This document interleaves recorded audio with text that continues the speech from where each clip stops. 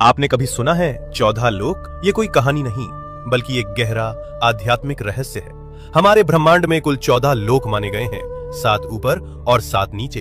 ऊपर के 7 लोक, इन लोकों में आत्मा ऊंचाई की ओर बढ़ती है, ज्ञान, शांति और मोक्ष की दिशा में। भूलोक, ये वो लोक है जहां हम सभी मनुष्य रहते हैं। इसे मृत्यु लोक भी कहा जाता है क्योंकि यहाँ जन्म और मृत्यु का चक्र चलता रहता है। भूवर लोक, ये लोक भूलोक और स्वर्ग लोक के बीच स्थित है। ये ऊर्जा रूपों का क्षेत्र है जो भौतिक और दिव्य लोकों को जोड़ता है। स्वर्ग लोक, देवताओं का लोक, जहां इंद्र और अन्य देवता निवास करते हैं। अच्छे कर्म करने वालों को मृत्यु के बाद इसी लोक में स्थान मिलता है, जहां सुख, संपत्ति और आनंद की अनुभूति होती है। महरलोक, ये दिव्य ऋषियों, तपस्वियों और महान आत्माओं का निवास स्थान है, जहां वशिष्ठ और विश्वामित्र जैसे महान ऋषि तपस्या करते हैं।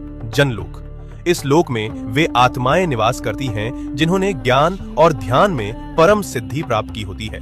यहाँ के वासी ब्रह्मा जी की लीलाओं में लीन रहते हैं। तपलोक, अत्यंत शक्तिशाली तपस्वियों का स्थान जो शरीर से परे केवल चेतना में स्थित होते हैं। ब्रह्मलोक, यह अंतिम लक्ष्य है जहाँ केवल सत्य है, मोक्ष है और ईश्वर का साक्षात्कार होता है। इन ऊर्ध्व लोकों में आत्मा का जाना मतलब है धीरे धीरे शुद्ध और जागरूक होना। अब बात करते हैं नीचे के 7 लोकों की। यहाँ भोग, मोह और भ्रम ज्यादा होता है। अतल लोक, राक्षसों और मायावी शक्तियों का घर।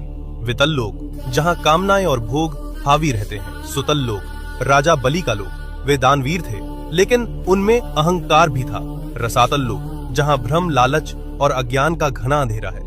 तालातल लोक, छल, धोखा और झूठ से भरा हुआ लोक। महातल लोक, जहां अंधकार और अहंकार का बोलबाला है। पाताल लोक, सबसे नीचे का लोक, तामसिक ऊर्जा और इच्छाओं का केंद्र। लेकिन इन सब का मतलब सिर्फ बाहरी दुनिया नहीं है। ये 7 लोक हमारे भीतर की नकारात्मक सोच और कमजोरियों का प्रतीक हैं। तो जब हम सच्चाई, भक्ति और सेवा में लगते हैं, हम ऊपर के लोकों से जुड़ते हैं, और जब हम लालच, मोह और गुस्से में फंसते हैं, हम नीचे गिरते हैं। सोच बदलो, लोक बदल जाएगा।